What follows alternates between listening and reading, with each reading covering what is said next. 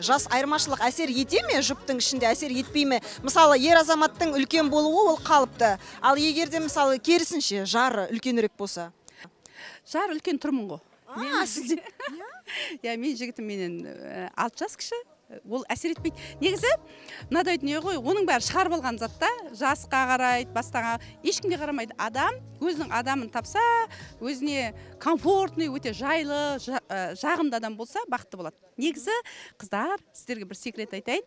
Алла тағаладан өздеріңізге жағымды, жайлы жұптарыңыз сұрап жүріңіздер, береді. Қалай сұрау керек айтсаңызшы? Значит, сұрамады ма, значит, оған ондай пока жар керек емес, жалғыздық ұнайды. Жоқ, мысалы қараңыз, дұғаға қосу керек па, жоқ әлде қазір бар ғой психолог, прокачка, женская энергия деген сияқты. Негізі дұға қосу керек, себебі молитва дейді ғой, дұғаның құдіреті күшті. Бұл бір.